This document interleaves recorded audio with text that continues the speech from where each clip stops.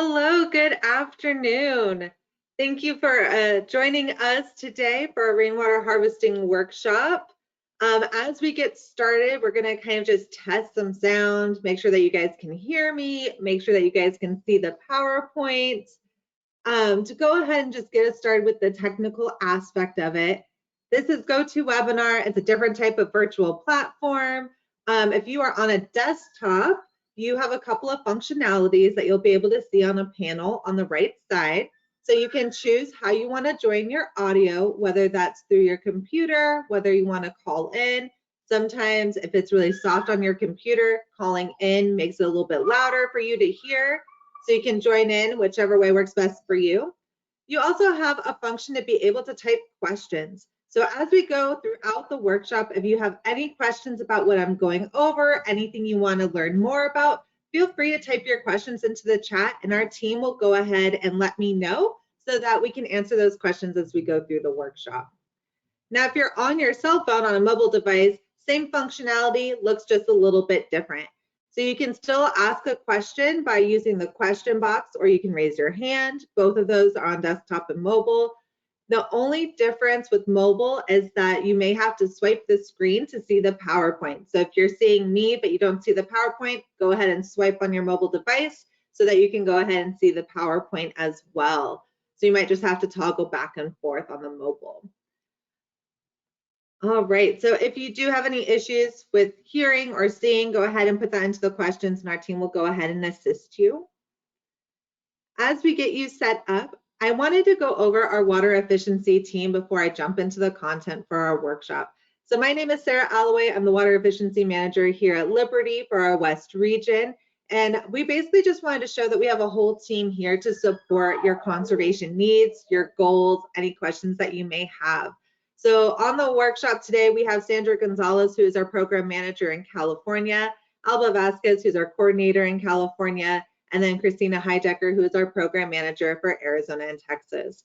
So although we all have our own locations that we're kind of responsible for, we do work all together as a team. So anytime that you have a question, we're all here to assist you so that we're able to help you the best that we can. So they're all here. They're going to be helping answer your questions in the chat and letting me know if you have any questions as well. So what can you expect from our workshop today? So it's all about rainwater harvesting. So we're going to talk about, well, what is it in the first place? Then we're going to talk about 5 different methods of rainwater harvesting you could do on your property with a special deep dive on rain barrels. So we'll spend a lot of time on rain barrels installation and how you can utilize those on your property. And then we're going to look at maintenance of those systems. How can you make it last for a really long time? All right, so with that, I'm going to do a poll question that's going to go ahead and pop up on the screen for you just to get a general sense of what is rainwater harvesting. So I just launched that poll, so it should pop up for you. Is it the storage of rainwater, the collection of rainwater, or is it both the collecting and storing of rainwater? So I'll give you just a moment to go ahead and answer that poll.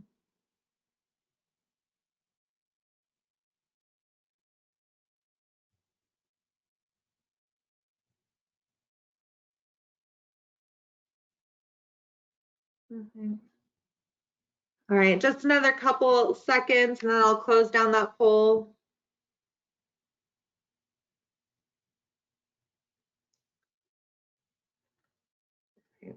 All right, so it looks like we have our answer is collecting and storing rainwater. Thank you for going ahead and answering the poll. We'll have maybe one more that pops up throughout this workshop, but just wanted to get a sense of where we're at for rainwater harvesting. So that is correct, collecting and storing rainwater. So let's do a deeper dive on what it actually is. So it is that process of collecting it and storing it for later use. Now, typically when you think about rainwater harvesting, we kind of think about the barrel setup where you're collecting it from a rooftop into a barrel to be utilized for a later time. However, rainwater harvesting has been around for centuries. So I wanted to include a few examples of different types of rainwater harvesting. So in the bottom left is the Ugandan Water Project. And so they are actually able to build a 10,000 liter tank. It's on a cement base and it connects to the building's metal roof through a gutter system. Now, this big tank provides enough water for 100 to 500 people, and it has a lifespan of 20 years.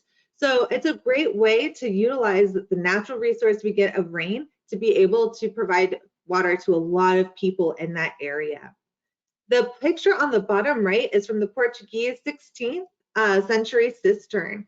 Now, this cistern was originally constructed in 1514 AD, and it was actually a warehouse or potentially an armory, and it was converted into a water reservoir in 1541. So it's just a couple of examples of how rainwater harvesting works, what it looks like, and it can be really different, but it has been around for a long time to be able to be utilized. So again, it can be stored in rain barrels or in cisterns. Another opportunity is rainwater harvesting can actually be used to be diverted for recharge purposes. And we're going to look at some of those options for how you can do that if you wanted to recharge some of the water that falls on your property back into our groundwater. Rainwater harvesting is also a really great benefit to prevent runoff and pollution.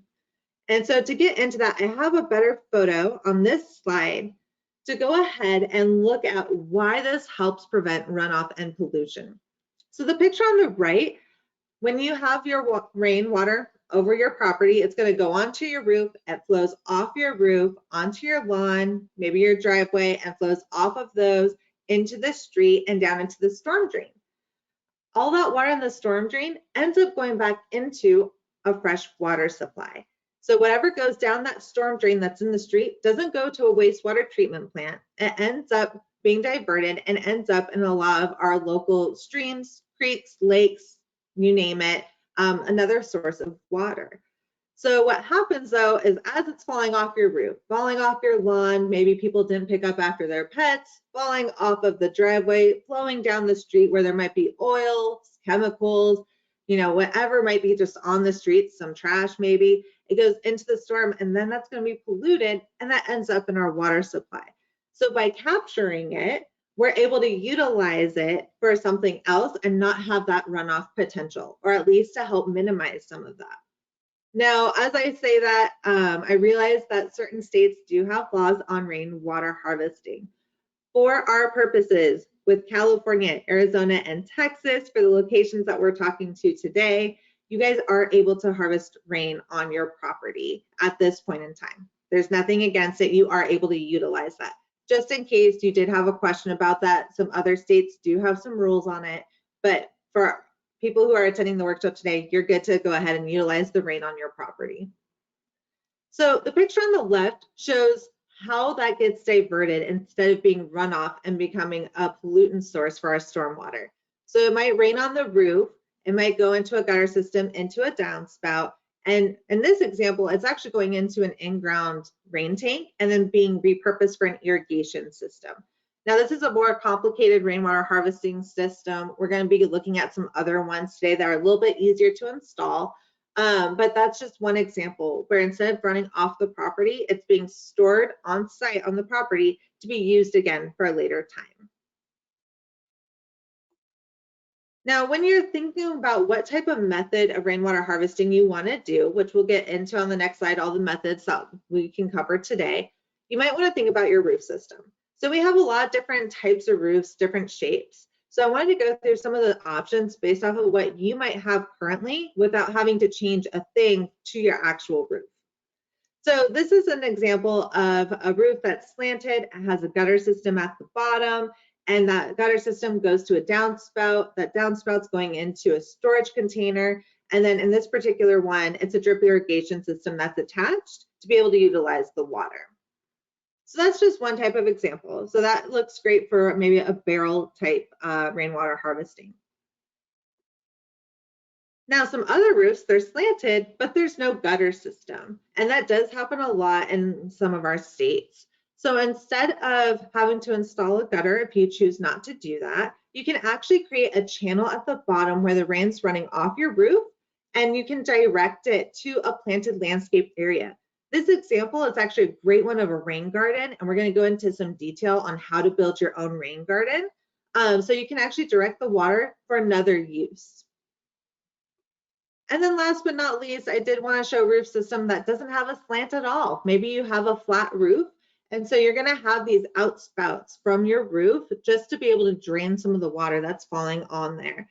So what you could do is you could build a rock garden or even like a bioswale that we'll get into at the bottom of where those outspouts are. And you can have that water plants, you can divert it still.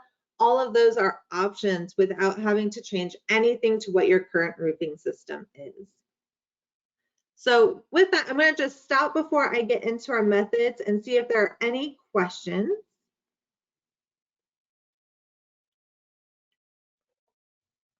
Okay, doesn't look like it yet. Perfect. All right, so these are the methods that we're going to look at today. So we're going to talk about rain gardens, bioswales, dry riverbeds, rain chains, and then we're going to end with their deep dive on rain barrels and cisterns. Now, all of these are options for your property, and we wanted to give you something that would work for you, depending on what you want to see in your yard, how best to capture water, and the type of work that you want to put into being able to harvest the rain on your property. So first up, rain gardens. So they are designed to capture, store, and infiltrate with the water. So you're basically going to be digging into the ground to hold the water. So it'll actually sit there within your rain garden. So what you would do is you would dig an area to capture the rain. This can be off from the roof. You can channel the water from your roof. It can also just be out in your yard. You don't have to use the water that's falling on your roof to go ahead and have a rain garden. You can place it where you would like. And you're going to dig in a little bit so you have that divot that you can see in that diagram. And then you're going to have some soil, and then you're going to have some nice plants. And so when you have it rain, it's actually going to stay in that holding area. The plants are going to use whatever water they need to take, and the rest of the water is slowly going to infiltrate the soil layer and percolate back down into the groundwater. So this is great for kind of capturing where you want all of your water to go on your property. So it's not flooding near your foundation, it's not flooding different parts of your yard. You can direct it into one area and go ahead and purpose that for watering those plants and then ultimately recharge. Now, one note when it comes to rain gardens is when you get a really big storm, like a monsoon, you want to make sure that the plants that you put in the bottom of your rain garden can handle the amount of water that's going to sit there and for how long it might sit there for. So depending on the type of soil that you have in your yard, whether it's really fine, really porous, if it's really clay-like soil and the water is really hard to move through it, your water is going to sit there for a really long time. If you have a really sandy soil, the water is going to move through a little bit faster than it would like a clay soil. So just being aware of what you put in there, because if you put a plant in the bottom, it might be a couple of days that the plants are in the water before it has time to infiltrate and percolate into the groundwater system. So just be mindful of the plants you choose for that.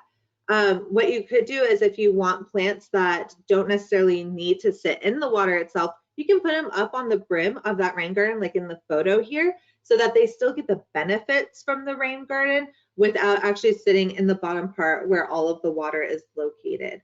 So just keeping that in mind. One thing too to know is this would then be stagnant water, so please be mindful of any mosquitoes, things like that, because they do tend to migrate to those open areas of stagnant water. You might want to go ahead and look at making sure that your soil will allow for a faster infiltration rate or kind of trenching up the soil so that it'll allow it to go ahead and go down into the ground a little bit faster. All right, so this is a bioswale, and it's really similar to a rain garden, but it differs for the purpose that it has. A rain garden is there to store the water. A bioswale is there to move the water. So it might be a curving or linear path, but basically it's going to direct the water from where it's raining the most and channel it to another area to be used. So in the example on the left side of the photo, it's actually channeling the water to a storm drain. So as it's traveling its way to the storm drain though, any plants that are there are able to use the water. Some of that will infiltrate the soil, some might percolate down into the groundwater level before it actually reaches the storm drain. These are really common in a lot of residential areas because it allows it to drain from the top parts where people are walking, like the sidewalks, maybe even the street, and allow it to go down and then move towards the storm drain. So you might see that in a lot of the residential areas to kind of help with the flood part of it during big storms. So this is something that you could create at your home as well to go ahead and help channel that water to where you need to go. And what's great with a bioswale is if you use gravity and you kind of just trench it along and you have it going slightly downwards, you can actually have a bioswale built underneath your roof, whether you have a gutter or not, and have it go to a rain garden. So you could have both on your property and have them both lined with plants so that you can have the benefit of them getting all the water from the rain. But so that's just another option. It doesn't necessarily have to be to a drainage system. If you wanted to use a bioswale to drain it out of your property, you don't want it flooding into a different part of your property, you don't want it stored there, you can actually use a bioswale to direct it out from your backyard to the street. And what will still happen is it'll be less runoff.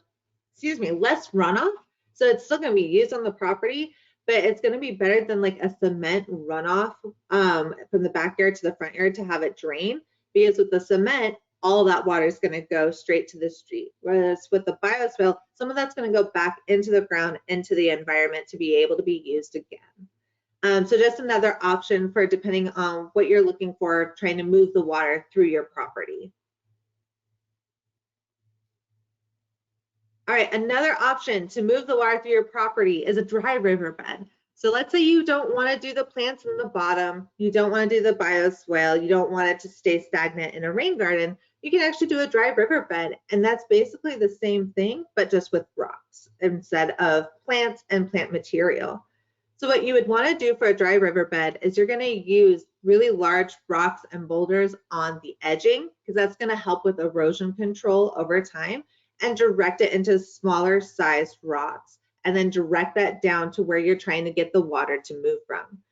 Again, this is a great option if you don't have a gutter system. You can line where the lining of your roof is and have it directed to another purpose, whether it's to a garden, whether it's directing it just off your property in general to the street.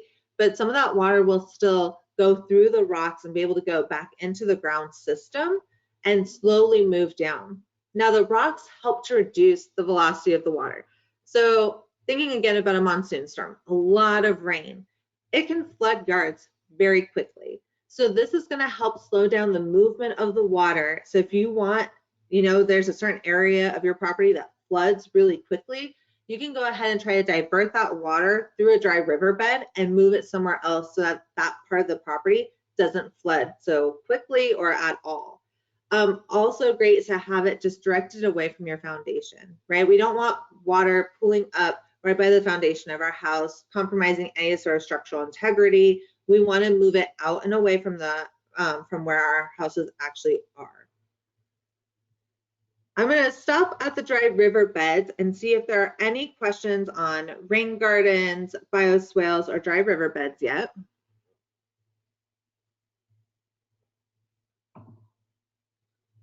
Okay, perfect. Feel free to keep adding them into the chat if you do have questions. The next one we're going to look at are rain chains. These are a beautiful and functional alternative to a downspout. If you don't have a gutter system on your roof already, if you don't have any sort of downspout, you can attach a rain chain anywhere within your roofing system to collect rainwater falling off your roof and repurpose it for something else. So on the far left, just to give an example, this rain chain is attached to the roof. The rain's going to collect on the chain and actually go into the rain barrel. So instead of doing a gutter and downspout system into the rain barrel, they're using a rain chain. The picture in the middle shows a rain chain going into a bowl with some of the rocks. Now, if there's holes at the bottom of that dish, that water can actually go through that rock garden, and some of those plants along the edging can benefit from the water as well. Or they can use the water that's in the bowl to go ahead and water the plants that are right there. I just wanted to give a different option. You don't have to use a downspout if you don't want to. You can use rain chains. And some of the pictures on the right show some of the different aesthetic options there are. There are so many different types in all colors, shapes, sizes. I've seen some with like succulent pots that go through the rain chains. And you can do multiple around your house. You don't have to just do one. If you are going to do just like one rain chain, you might want to look at your property when it's raining, see where the most water collects off your roof, and put the rain chain there so that you can use that water. But you can put them in different spots. wherever you would like to go ahead and collect that water. Okay, so that brings us to rain barrels. So we're going to do a deep dive on rain barrels because I know a lot of people like to go ahead and capture the water this way because they can repurpose it pretty easily. So this is just an overall diagram of the parts of a rain barrel. You have the barrel itself, you're going to have a hole on top, you're going to put a screen on the top of your barrel to keep out mosquitoes and other bugs. You normally have a downspout or even a rain chain directing the water into the barrel. Now at the top of the barrel, you're going to have this overflow part so that if we had a massive storm, a lot of rain's coming, and your whole barrel fills up, rather than overflowing the top and spilling over, it's going to go out through that overflow. And we're going to talk about some really great options to utilize that overflow tube on the rain barrel.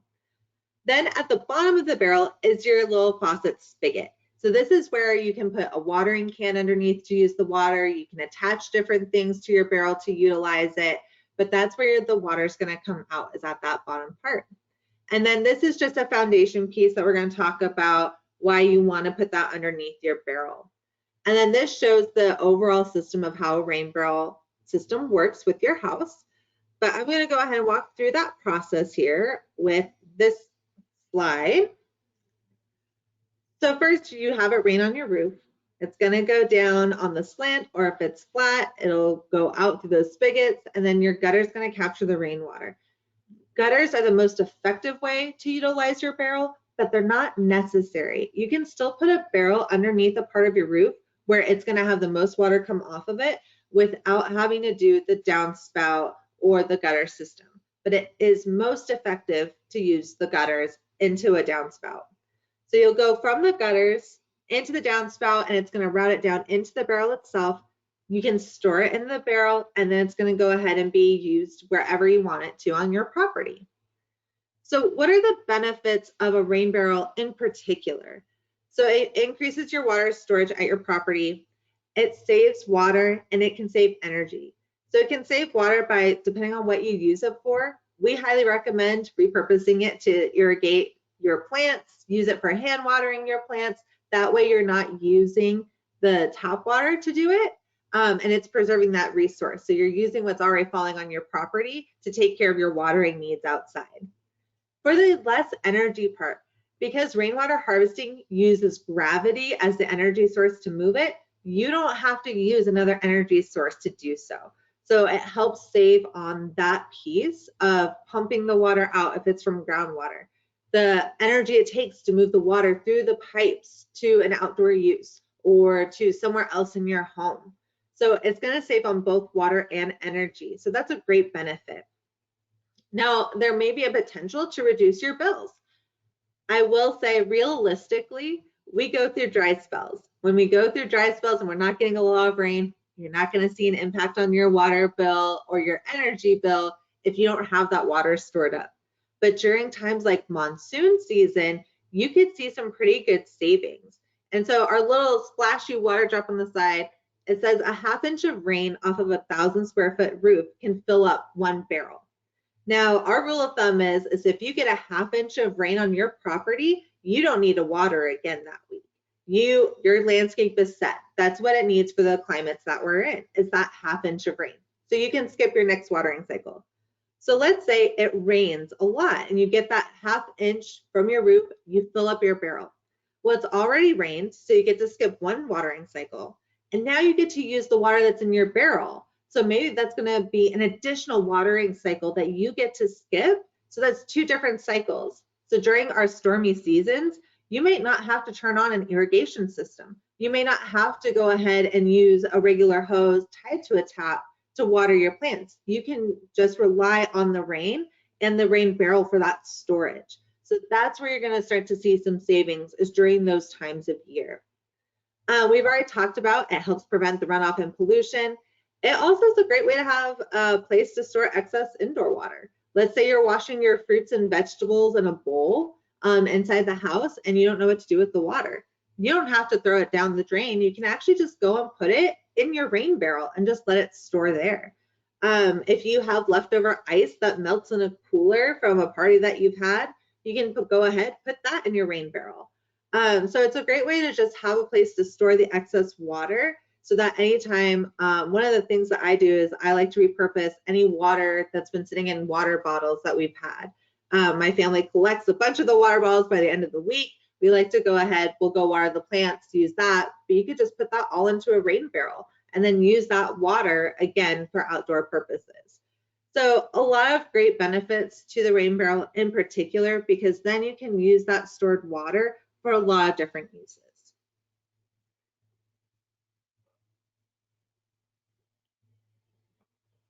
Okay, so we talked about why it's a good thing to do. Let's get into how do we do it now? So first off, when do you even start to look at doing a rain barrel harvesting project? Don't wait for the rainy season. That's the one thing. You don't want to do it when it's actually raining because you don't want to be mid-project and be rained out. You want to be able to have the project completed prior to the rainy season, which is actually why we're doing the workshop this time of year before we go into monsoon season, before we get any of those later summer rains that we're pretty used to. We wanted you guys to have the information ahead of time. So that leads into the next point. Be prepared. So have all the materials that you need when you're starting. That way you don't, again, have to stop mid-project, go and get things. And we'll go through everything that you need to have your own rain barrel harvesting system. Now, rain barrels can be used year-round. So as long as you're not building during the rainy season where it impacts you actually installing your system, any other time you can use it year-round. So that's what's great about the barrels. And we're going to go through how you can actually keep those up in maintenance for every season of the year. So now that you know kind of when you can start, just before the rainy season, you just want a barrel. Get a barrel. So these are all different options to get a barrel. You can purchase them online.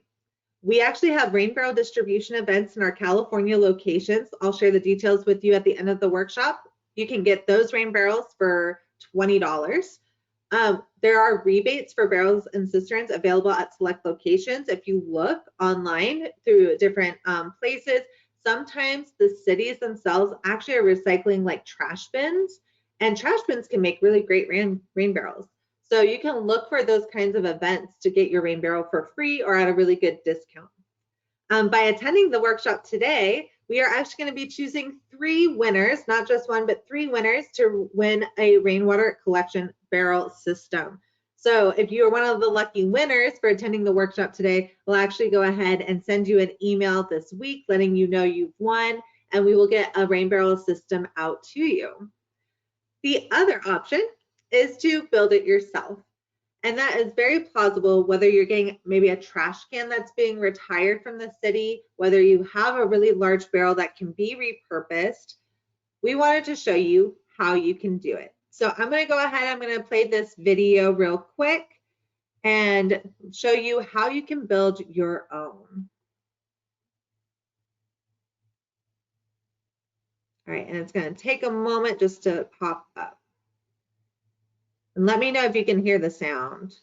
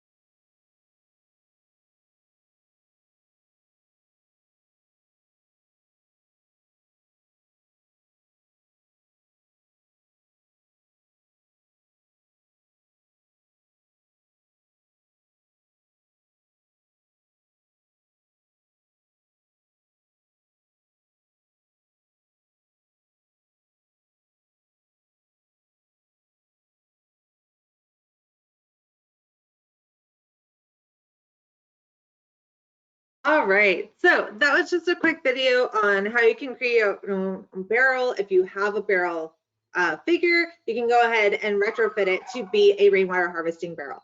Now, I forgot that video actually just has music playing in the background, so if you didn't have sound, that's okay. You just wanted to be able to see the video.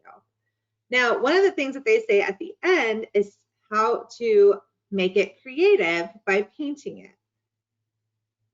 So with all of the different rainwater harvesting options, we encourage you to get creative. Depending on what you want your yard to look like, you can make rainwater harvesting fit for you, whether it's designing how your rain garden looks, the types of plants you pick, whether it's using a dry rock bed that has plants on the side, it has a curved pattern that looks really pleasing, or if you have barrels, whether you order them online to match your decor or you want to paint them, you can get creative to make it match your own personality. So we definitely encourage you to do that. We will be sharing this PowerPoint with you in an email tomorrow, and it is full of lots of ideas that I hope will help make you feel inspired to create something that works for what you want your yard to look like.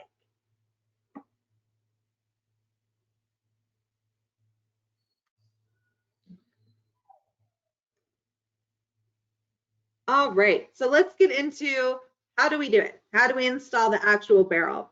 So location, location, location, because that is very critical for the effectiveness of your barrel.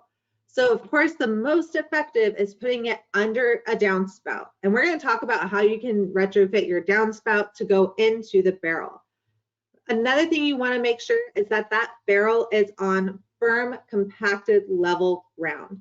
And the reason why is when that barrel starts to fill up, it's going to get heavy. And if it's on soft ground, it might tip, and then you're going to lose all the water that you just stored. So make sure it's on really solid ground. The other thing that we want with the location is you want cinder blocks or bricks or a really sturdy pad that can hold the weight of the barrel being full underneath the barrel.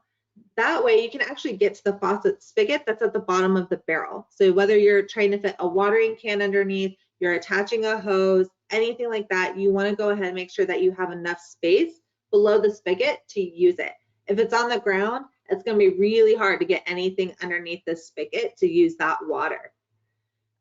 In addition, it helps to keep it lifted so that any water that does pool in that area is not going to just be sitting around the bottom of your barrel. Now for the downspout. So let's say you have a downspout already there, or you're going to include one in. There are two ways that you can divert water from the downspout to your barrel.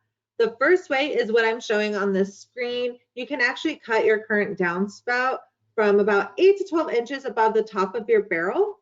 You're going to take that lower section, remove the elbow that's at the very bottom of your downspout, and reattach it to where you actually cut your downspout at. This is going to divert the water away from your property into the barrel itself. So that's one option, and that's going to have all of the water that goes through your gutters into your barrel. Now, the other way is you can actually divert half of what that is into your barrel and have remaining water go down to the bottom. So what you would do is you would actually just get a piece, instead of where the elbow is at in that picture, you would still have your downspout go all the way to the ground, but you can buy a diverter piece that goes in, and then you'll have it going both directions. This is maybe if you get a lot more rain than maybe people in Arizona do, but just giving it another option. So if you wanted to have a diverted downspout where some of it's going all the way to the ground, some going into the barrel, you could do that, or go ahead and have all of it diverted into the barrel itself. Hey, Sarah, we have one question and one hand raised for you. Perfect. I do see the questions about keeping water clean, and we're actually going to get to that in just a moment because that is really important. For the hand raised, does anyone have any questions that aren't in the chat? You can put your hand back up if you do. Okay, perfect. Thank you, Christina, for letting me know. All right, so for overflow, let's say it's monsoon season. I'm saying that because I'm gearing up myself for monsoon season. So with monsoons, you're going to get a lot of rain at once. So you may not have a chance to use what's in your rain barrel before it rains again, or it rains so much that it fills up one barrel and it could fill up another. So there's a couple of different options that you can choose. So the picture on the left, first and foremost, if you have one barrel, and for the most part throughout the year, that's probably going to be enough. It's when you get the really big storms that it's not going to be enough. Or if you repurpose a lot of your indoor water into the barrels, you might want another barrel as well. But for this one, that overflow tube that we talked about a few slides ago, you want a hose to go out of that overflow tube. That way it doesn't flow over the top and it doesn't collect on the bottom. But what you want is you want a hose or a tube that connects and diverts that water elsewhere.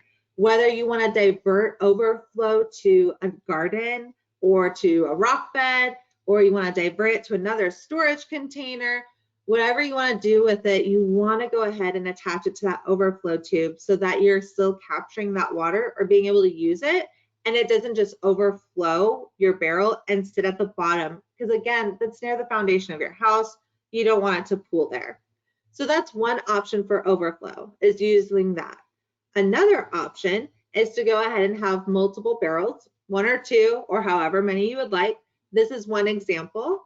And there are two ways that you can connect multiple barrels. So you can connect through the overflow tubes. So you could have a hose run from one overflow tube to another if you would like that. Or in this picture, what they did is they actually have hoses that are running along the bottom. And so to do that, what you're going to want to do, you're going to attach a Y connector onto the faucet, and you're going to do that at the bottom. And then you're going to use a hose with two female connections on either side to attach your Y connector. And then you're just going to want to make sure that you have the valves properly switched on and off, depending on what you're using it for. So again, for multiple barrels, you can connect at the overflow tube tops, or you can use them at the bottom to fill from the bottom up, whichever is your preference. But always have some sort of method for those really big rainstorms to keep collecting the rainwater and to keep it away from the foundation of your house from spilling over from the barrel. All right, so now let's get into preventing contamination of your water, keeping it clean. First and foremost, there's going to be a lid on your rain barrel. Keep it closed. That's going to be the easiest way. The more that you open that lid, the more you're opening it to the environment for things like bacteria to get in, anything like that. That being said, I would definitely wash out your rain barrel if it was used previously for something else ahead of using it for your water storage. Wash it out really well so that you don't have any contamination that's already in your barrel when you're getting it started. So you'll keep that barrel lid closed. Now that hole that's going to be on top that the water is going to fall into, you want a tight mesh screen to keep out the mosquitoes. That's the big issue with rain barrels, is that people end up getting mosquitoes in them, and then they might mate and they have the larva in there, and then you just can't use it. If you get a tight screen like how they showed in the video and you seal it really well, you won't have to worry about that. The mosquitoes won't be able to get in, they won't be able to breed in there, they won't be able to do that. So it also keeps out other bugs, but making sure you have that mesh screen tight and that it's the right size is a really important note for that. When the barrel is full and you want to use the water, drain it out of that bottom spigot or use the overflow tube. Just don't open the lid to drain out the barrel unless you're done using your barrel for a while and like you're drying it out. That's the only time that you would really want to do that. Otherwise, drain from the bottom or use that overflow tube if it's that full. With that overflow tube in mind, you actually want to keep that covered. You either want to have a hose attached that's going to divert that water like we saw in that previous photo, or you're going to want a cap on it, because otherwise you can have the insects go in through that overflow valve into your water, including the mosquitoes. So you want to make sure that you keep that covered. And if you're going to use that as your overflow source because you don't want another barrel, attach a hose to it, divert it somewhere else so that it's not going to be something that they can immediately go into your water supply with.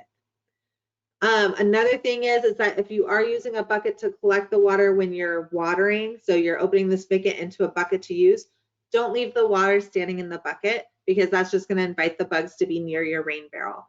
Try to keep any of those watering cans empty. Use the water as you need. Otherwise, keep the water in the barrel for your storage.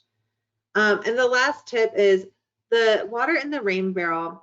So rainwater itself is pretty clean. It's a great free supply of water to use. It is coming off of your roof through your gutters. So you don't want to actually ingest any water from the rain barrel. I don't recommend giving it to pets either. Some people do. I say don't, but it's just not the best quality water because it's whatever's on your roof, right? Anything that birds are up there with, anything that's in your gutters, that does end up in the water. So that water you want to go ahead and use for outdoor purposes. And I'll give you a lot of examples of that. Anything else, it should be pretty maintenance otherwise. Those tips in itself should keep it clean. If you're finding having an issue with that, please reach out and we can kind of try to problem solve and help you out with that. But you shouldn't have to do anything else to the water inside your rain barrel. All right, so I hope that answers those questions that were in the chat.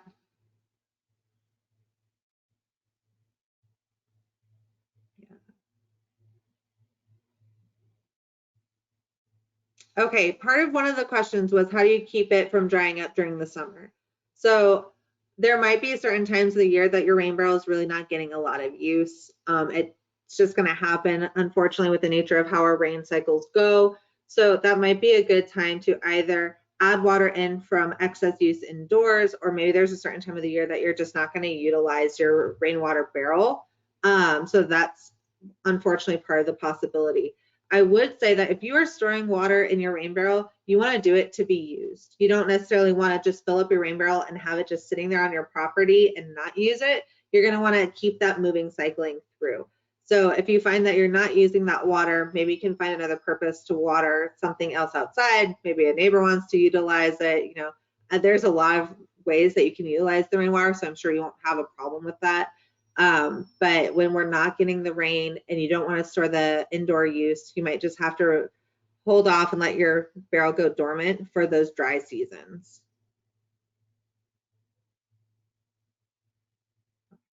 I think I answered all those, but if not, if you need any clarification, please feel free to go back into the chat so I can make sure to answer those questions. All right, so we talked about how to get a barrel, how to install it, the different ways to create it, and how to store it. Now, how do we get to use the water that was stored in the barrel? So there are multiple ways that you can get the water out of the barrel using that bottom spigot. You can put it right into a watering can to utilize it. You can attach a hose and just extend your hose out. So instead of having a hose attached to a tap faucet, it can be attached to your barrel. Now, if you attach a hose to the barrel to be utilized, I highly recommend you use one of our spray nozzles that we provide for free at the end, so that any of the water that you've worked hard to collect doesn't get lost when you're moving the hose in between spots. So use that spray nozzle to keep all the water that you want to use from your rain barrel in there. Another option, you can connect a hose and take it to using it for another purpose, like for a garden, depending on how you want to irrigate. So you can just have a hose extend it to a raised garden bed if you would like. And last but not least, you can actually attach an irrigation system to it. So you can attach a full drip irrigation system to the bottom of your rainwater harvesting barrel. Now, one thing to keep in mind, if you add any irrigation system directly to the barrel, you might want to think about how your property slopes and if gravity is going to be enough to feed the water through the lines to where you want it to go. If not, you can actually add a pump in between the pieces so that you can provide the pressure needed to get the water where it needs to go.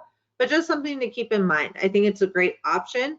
You just don't want to set up a whole system and it ends up that for where your rain barrel is, it slopes upwards, and now you don't have a pump system to actually get the water through your irrigation lines. So make sure that you're looking at that slope of your property where you need the water to go, and add a pump if you need it to go ahead and water those plants. So some uses for the water. So we just talked about how you can get it out. Watering your plants or your gardens. That is one of our number one top recommendations. That way you're not using drinking water to water all of the plants around your property. They don't need that. So they can actually use the water from the rain barrel. Great way to do that. You can create a rain garden. We talked about that. It's a really beautiful piece to add to your property if that's how you kind of want to capture the rain and add water from your barrel to the rain garden if you don't want to channel it through your property. Maybe you want your rain garden in a spot that's opposite of your barrel and you don't want like a bioswale or a dry riverbed moving through your entire property to divert the water. So you could go ahead and just use the water from the barrel directly to the rain garden. You can use it for cleaning. You can clean the car. You can use it for decorative fountains if you have those outside. You can store it for emergencies. Again, you're not going to want to ingest anything. So if you were to try to ingest it, you would have to do the boiling point, make sure it's clear of any bacteria or viruses. And that's just a little harder to do because you don't know what's coming off of your roof. So we just say, don't ingest it, use it for all these other purposes that are outside or for cleaning. And that'll be a much better way to make sure that you're not ingesting anything you don't want to. Okay, I'm going to stop there for a moment before we move on to maintenance and see if we have any questions that popped up.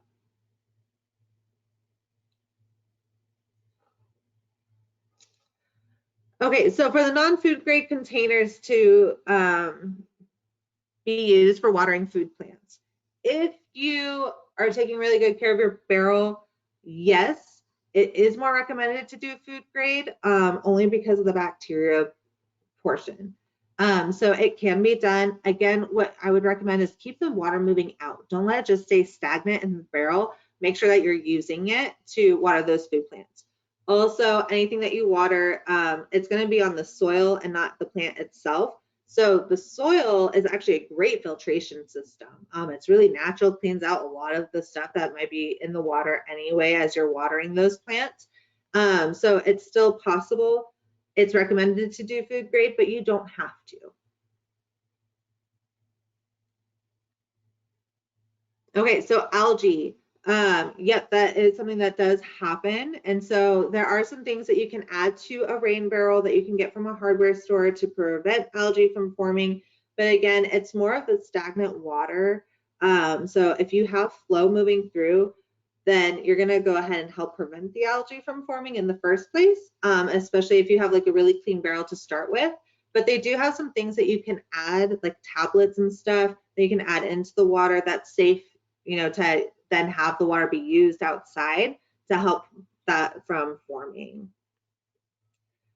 Sorry, I'm moving through the questions. I'll try to repeat them as I'm reading them out. Is there anything we can do to treat the water in order to drink it? Basically, it'd be like boiling, and you could do chlorination, but you would want to get the like pH strips to be testing your water to make sure, but that doesn't verify everything's out of there. So if, just for example, let's say like there's bacteria from the birds or something that ends up in the water that's not going to show up on a test or something that you have or that has easy access to it, you don't want to accidentally ingest that. So technically, yes, you can boil it for a certain amount of time, and I forget how long it has to be. I don't want to say a number because I feel like I don't want to be quoted on that just in case it's wrong. But if you look it up, there is a certain point that if you boil the water long enough, it's supposed to basically heat up anything out of there so that it would be safe to drink. Another question we're getting is how long will a rain barrel generally last? It depends on what it's made out of. And we're going to go through the maintenance to help make it last longer. Some of the food grade plastic barrels can last for years. If you do a tin one or like an aluminum or steel, those can last for a while. Some of the ones that don't last as long, we've seen some that are kind of like made out of wood with lining, and the wood can just get ruined from the water. And so that's kind of part of it. So if you take care of it, it can really last for years, as long as you're getting, you know, good quality. If you're repurposing like a trash can from the city, if they're doing one of those drives where you can pick them up for free, those might not last as long because they've had other things in them that weren't, that had a lot of bacteria or something like that. They might have already had a lot of wear and tear, but we'll talk about some of the ways that you can make it last longer, and maybe some things that will help prevent your barrel from cracking or having any damage done to it. These are really great questions. Okay, so with that last question, I'm going to go ahead and jump into the maintenance of the barrel system, because this will improve the longevity of it so that you can keep using it year after year, so you're not having to redo this process. So general maintenance. If you're using the gutters and the downspout, keep it free of debris. You're going to want to clean those out, make it a seasonal thing so that you're not having any leaves or any gunk kind of pile up on top. Because what will happen is with that mesh, it'll still move through the gutter system. The rain's going to move it. It's going to move through the downspout, and then it's going to end up on top of your mesh screen. And so you don't want that. You're going to want to make sure that that's cleared out. Make sure that your gutters are pretty clean so that that water has a free moving space to go through, and it's not picking up that dirt and leaves along the way to sit on top of your barrel. So clean that out. You're also going to want to flush out debris from the bottom of any of the storage containers that you have. If you have filters, so I didn't talk about this, you can actually have filters input in addition to the mosquito screen. So you can have filters so that it would prevent some of those leaves and things coming into the system. Just make sure that you're cleaning them out. Just like any other filtration system that you have within your home, you want to keep up, replace those filters, change them out, or if it's reusable, take it out, rinse it off really well, spray it off, and then put it back into place. And then another general thing, inspect your system prior to the rainy seasons. And the reason why is that we have some really big weather extremes. So we're going into summer, we're going into really hot summers with lots of sun. And depending on where your rain barrel is at, it could be getting direct sun.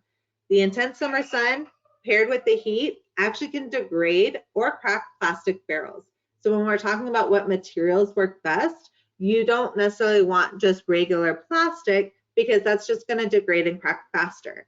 And so the heat and the sun will actually just, cause that to break. What you can do to prevent that is, if you are able to put it into a shadier spot, that's a great way to go.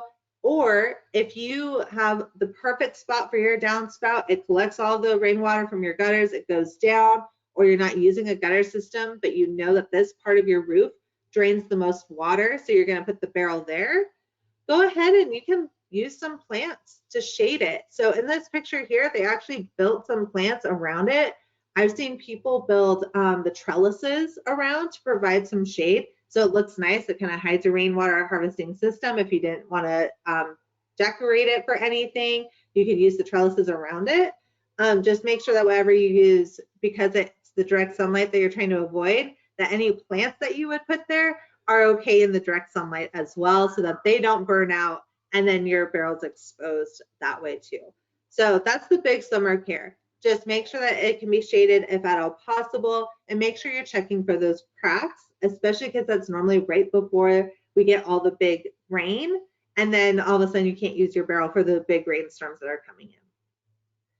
For winter, if your barrel is still being used in the winter, which we highly recommend, if we get those freezes, and it happens in any of our locations, you never know, or you get the 24-hour warning, it's going to freeze, you want to go ahead and protect your barrel about that. So whether it's doing any sort of insulation, but basically any water stored in your barrel will freeze as well. And when it freezes, it expands and it can crack it. So you can either do some sort of, I just lost the word entirely. Keep it a little bit warmer, or what you can do is you can drain out all of the water from your barrel, use it on your property, and basically for those freezes, make sure that you don't have any water in the barrel. If you have hoses attached to your barrel and those freeze warnings come out, make sure that there's no water in those hoses either. Go ahead and remove the hoses, drain those out too, so that you're not having to worry about that issue as well. So you can drain it, and then go ahead, and after it's done with the frost, you can put your rain barrel back in place and hook it up again. All right, so just some other ways to kind of keep your system running longer. So with that, I'm going to go ahead and do another poll. So what are the benefits of rainwater harvesting? So this includes all the different types that we've talked about today. So we covered 5. We did a deep dive on rain barrels. What are some of the benefits? And I believe you should be able to choose more than one if there is more than one option for you. And while the poll is going, if you do have any other questions, please feel free to put them into that question box so we can address that.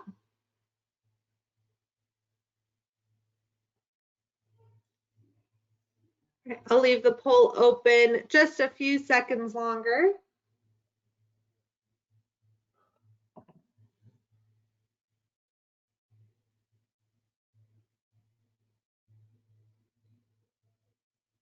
All right, I'm going to close that out. Okay, so benefits of rainwater harvesting. It's all of them. There are a lot of multiple benefits to rainwater harvesting, including conserving water, which is one of our main goals to help you here with is conserving water. Rainwater is a clean and free water supply. So if it's not falling on your roof directly, it's really, really clean. If it's falling off your roof, it's not going to be as clean as straight from the sky, but we've talked about how you can address that. You're going to be using water from your property instead of using it from the tap. So for Liberty in particular, one of our main sources of water that we provide to you is groundwater. So think of it as whatever you're using in a rain barrel is less groundwater having to be pumped out and used for those outdoor resources that you're using. It does help slow erosion in some of our dry environments. Because some of our rainstorms are so intense, it can really cause erosion problems. California, we've had those flooding problems with a lot of like the mudslides and erosion. Being able to capture whatever water we can helps to slow that down. And again, with the reduced flooding in low-lying areas. So it's just taking that water and storing it to be repurposed after that rain passes, rather than it just going out to the streets and having that flooding. So I know it doesn't sound like a lot of water, but when a lot of people are doing the rainwater harvesting, it does make a difference on all of these things.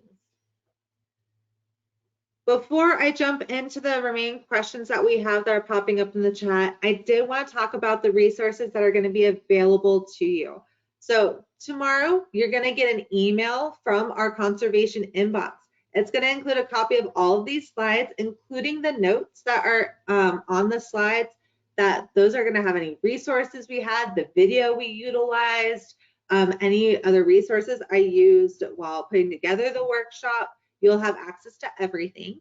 You'll also have an access to the recording of this workshop. If you wanted to go back at any point in time, you are more than welcome to. You'll use that recording.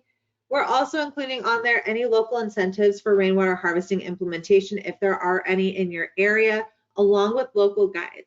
Like I said, we are doing this workshop across a few different states tonight. So we do have targeted resources that you can use for your area.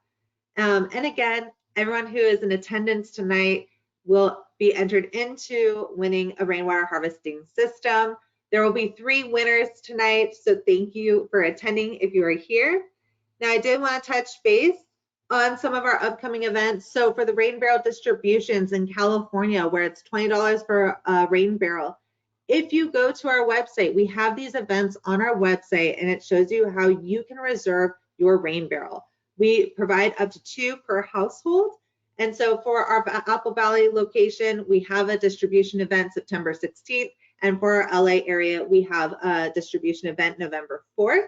So if you want more details on that, feel free to reach out to our team. Go to the website, go ahead and reserve those barrels for you. I know that they're happening quite a ways away from when this workshop is, but the content will still be relevant then. And if you need any support once you get your rain barrels to install it on your property, let us know. We're happy to help answer any questions about that install process once you get them. We appreciate everyone who always attends our workshops. We do have a few other virtual workshops that are coming up for this summer.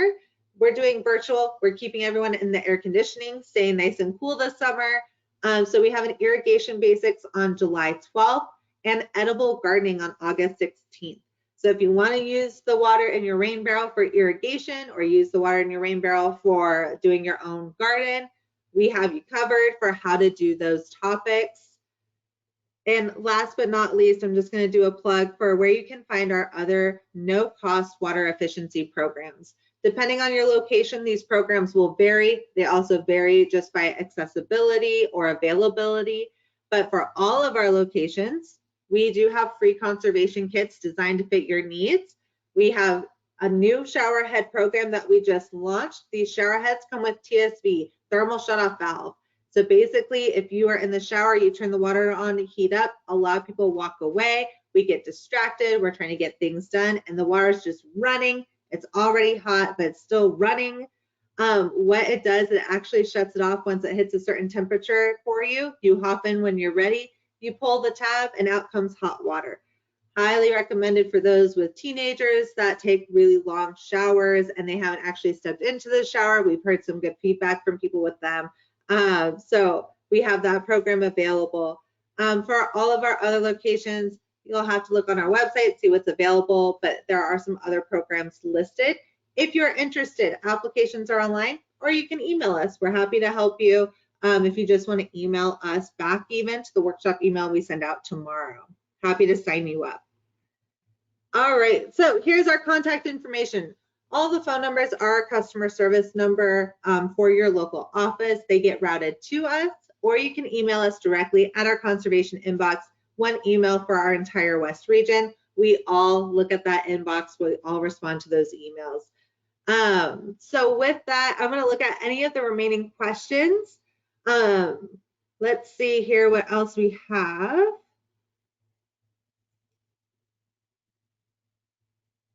Oh, insulation, that was the word. Thank you. For insulating the rainwater. You know what you could do, how you insulate plants when the frost comes with the blanket? You can actually do the same exact thing with your rain barrel if it's disconnected from that downspout and you have the space. Cover it with a sheet or a blanket and you're going to drape it so it kind of just hangs over. And the best thing to do with those is if you're going to have like a frost for multiple days, take the sheets off of the barrel and the plants during the day. Let that sun heat up the ground, heat up the plant or the barrel, and then put it back on before the sun goes down. That's really what helps prevent the frost from your plants, or what would help with your rain barrels is that remaining heat from the ground gets trapped underneath those sheets and will help to prevent that freezing from happening.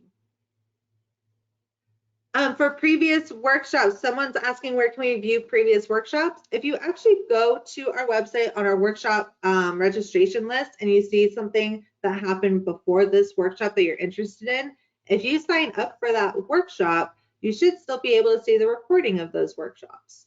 So you'll just have to register, and if it doesn't send you the link automatically, email our conservation inbox. We are happy to share those recordings with you. We are here to help you, so any resources you need, we are happy to provide. All right, another question that's in is, can you use Clorox to clean the water before using it in your garden? I wouldn't use it before using it in the garden, or if you're using Clorox with your cleaning, you could. But if you're doing it for a garden, I would use the Clorox to actually clean out your rain barrel before you even use it to kill any bacteria that might be remaining in there. But I wouldn't add it after the fact because that chemical doesn't always do well for the plants. It can actually cause some issues, some illnesses within the plants, and can kind of kill them depending on what type of plant you have and how your soil is, if it's really porous or if it's like that clay where it's not going to move very much. So I wouldn't do it after the water is already there, but I would use it before the water is in there. And just whatever cleaning mechanism you use before the water is in there, make sure it's fully dry before storing the water in there. All right, and someone's asking about when will you find out if you won the rain barrel? You will find out before the end of the week. My goal is tomorrow, and we will email the individual winners. So 3 of you will get a special email from us saying that you did win a rain barrel by attending this workshop. All right, I think that I've worked through all the questions. If there's anything else, please feel free to put it in there. But otherwise, any questions that pop up while you're trying to implement rainwater harvesting on your property, you can email us, you can call us, and we'll walk you through whatever you need to help you get there. If you're looking for additional resources to try to find something or implement it, we have a pretty extensive list of resources that are available for each location. So just reach out to us. We'll get you that list if it doesn't cover it in the email you get tomorrow. All right, perfect. Well, thank you so much, everyone, for joining us tonight. Thanks for staying with us a little bit over that 5 o'clock time. We really appreciate it. We hope that you found this really useful, and we hope that we get to see you at another workshop this year. So thank you, everyone, and have a good night.